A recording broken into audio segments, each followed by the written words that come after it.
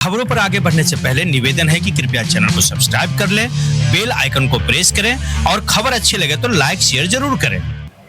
नमस्कार, मैं हूं शशोतम और आप देख रहे हैं बिहारी आवाज। हमारे साथ हैं सुरेंद्र नारायण सिंह जी, बिहार वर्किंग जर्नलिस्ट के कई बार सचिव रह चुके हैं, महासचिव और अध्यक्ष भी रह चुके हैं और अभी प्रेजेंट में इंडियन जर्नलिस्ट यूनियन के सदस्य हैं। बिहार संजीव पत्रकार यूनियन को लेकर एक बड़ा सम्मेलन हुआ औरंगाबाद में और काफी कुछ पारित हुआ, 21 सूत्री मांगों का लेकर पारित किया गया। हालांकि इसको लेकर महेश जी से मेरी बात हुई, उन्होंने सारी बात बताई। और अभी पत्रकारों के लिए नई चुनौती और कौन कौन सा है? नई चुनौती सबसे प्रमुख है पत्रकारों की एकता। पत्रकारों में एकता है नहीं, जो रहनी चाहिए एकता वो है नहीं। इससे बहुत नुकसान हुआ है जर्नलिस्टों का। इसलिए चूंकि एक समय था जब वो प्रदीप सर्चलाइट को वो वाइंड अप करके और हिंदुस्तान वगैरह जब अखबार प्रकाशित होने वाला था तो वहाँ करीब 21 जर्नलिस्ट, एक दो जर्नलिस्ट और करीब 19 वर्कर को निकाला गया था जी, एक 15 दिन के अंदर। तो संयोग से उस समय दुबे जी चीफ मिनिस्टर बने, उन्होंने बहुत बड़ी मदद की। उन्होंने उनका हम लोग अभिनंदन किए और उसमें जितनी समस्याएं थी रखे। तो उन्होंने कहा कि भाई अगर ये लेबर डिपार्टमेंट अगर एक्शन नहीं लेता है, कार्रवाई नहीं करता है इस समय, इसको क्यों नहीं बंद कर दिया जाए।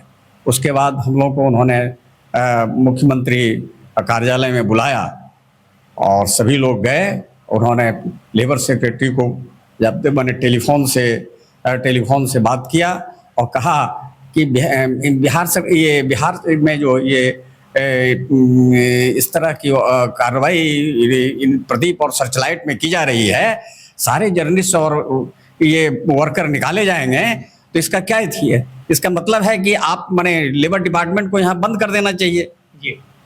तो उस समय एकता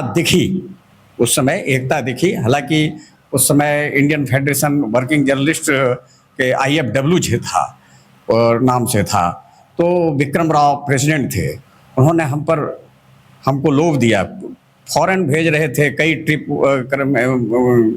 टीम बना के और हमको उन्होंने लोभ दिया कि शिवेंद्र जी आप फ्री 12 देश में फ्री भेज रहे हैं, आपको फ्री यात्रा होगी आपके लिए। सर, बिहार संजीव पत्रकार यूनियन का पुराना इतिहास रहा है, संघर्षशील इतिहास रहा है और कई उपलब्धियां भी रही हैं।